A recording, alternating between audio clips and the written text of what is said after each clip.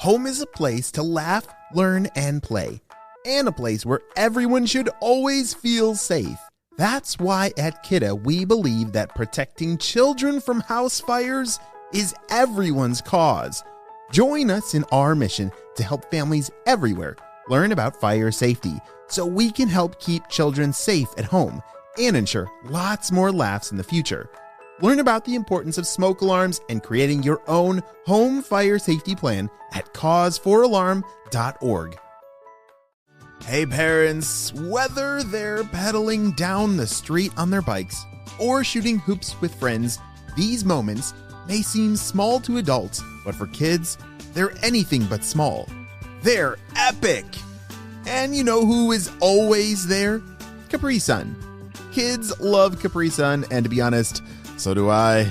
Capri Sun is all about kids getting to call the shots. It's not just a delicious drink. It's an ode to childhood freedom. Yeah, Capri Sun. It's gonna be epic.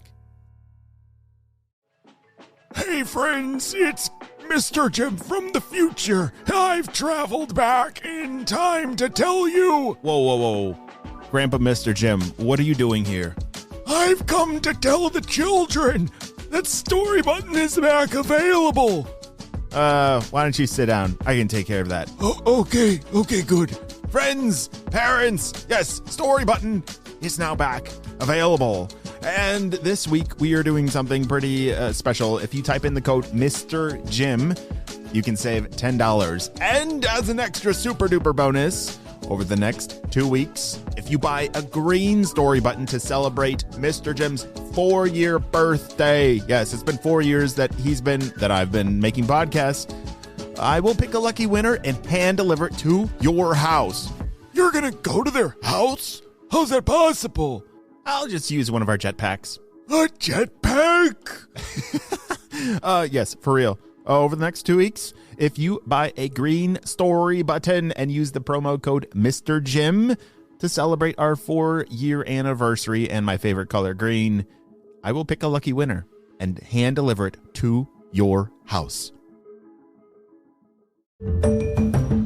Hello, critter protectors. Mr. Jim here, and welcome to Kids Animal Stories, a place where there's always a mystery and adventure around every single corner. If you love critters of all shapes and sizes, I need you on our Critter Protector team. Join our adventure as we learn about critters from around the world and in our backyards. Well, my friends, are you ready for today's adventure? Me too! Let's go!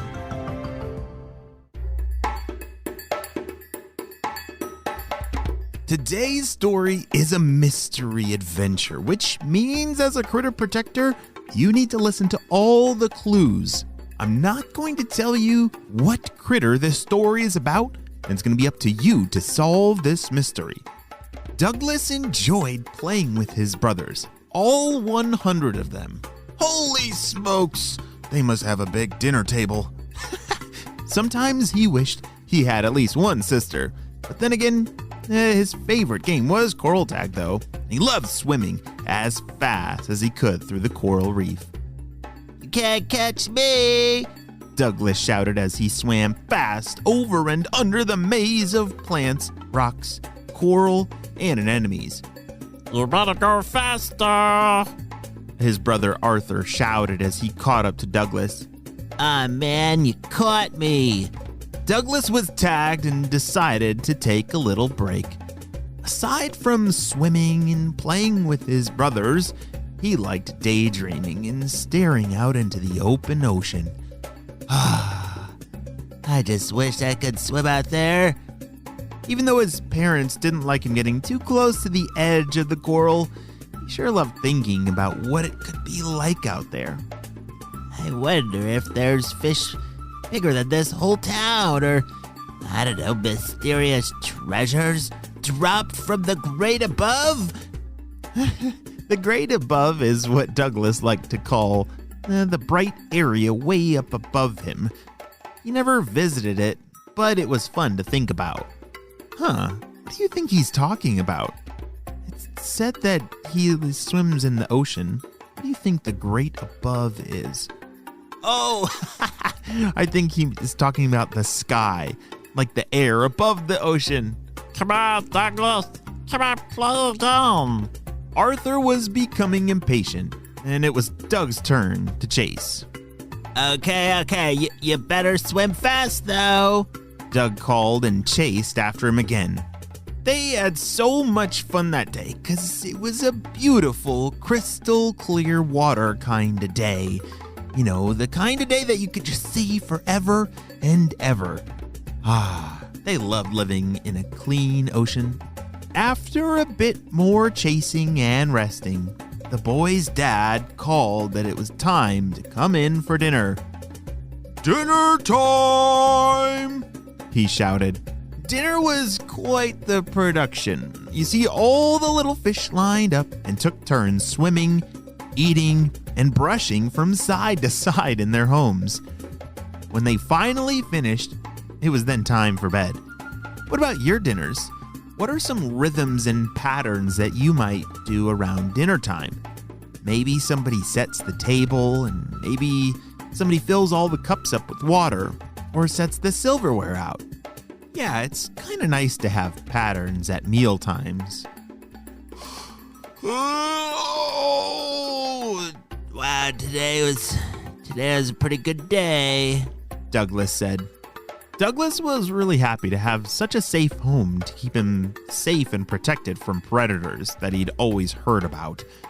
He liked to think of his home as like a super secret spy shield. It had a very special way of keeping all of him and his bright colors and bright fins safe and sound. Well, after a good night's sleep and the hour-long process to eat breakfast as a family, whoa, that's a long time, Douglas headed out again for a fun day of playing and exploring again. But something crazy was gonna happen today that he did not see coming. Today, Douglas decided to head out with Tom, Nate, and Jake. These three brothers were known as his adventurous bros. They loved to find new things and study their surroundings. Now, Doug, if you come along, you have to keep up. No tag, no silly games. We're going on a science mission today, Tom said in a very, his best serious tone. Don't worry, guys. I'm ready. Douglas assured them, and he headed out. The boys looked up close at the coral, found some tiny treasures, collected about 5 new shells, and even found a plant they'd never even seen before. Hey, Tom, Nate, Jake, do you have any idea if the same things we found here can be found way out in the open ocean or in the great above? Douglas wondered if his town was really that special or all this stuff was found everywhere else. Well, we do live in the Great Barrier Reef here in Australia, but I think there are at least a handful of other areas that have a similar ecological makeup. Tom was always one to know everything, but he was also one for using huge words like ecological. What does that mean? An easy way to think of ecology, or that big word that Tom used, ecological, is to think about it like friendships. You see, animals and plants, and even non-plants like rocks and dirt, they all have a very special friendship together. And so the critters that naturally live in a certain place, they're kind of built to live there. And all the different plants and critters, they work together to keep their neighborhood running smoothly. Think of, squirrels. Squirrels, they really like acorns, right? But they can't make them by themselves. They have to rely on the big oak tree to make the acorns. And so they have a special kind of relationship, like a friendship, and that is a part of the ecology in that area. So just like squirrels and oak trees, these fish, like Tom, Nate, Jake, and Douglas, they have a special ecological function in their neighborhood too. Well, a bit more time went by, and the four explorers decided it was about time to head back to their safe little area of the anemone. But as they entered their neighborhood, something didn't seem quite right. It was far too quiet and way too still.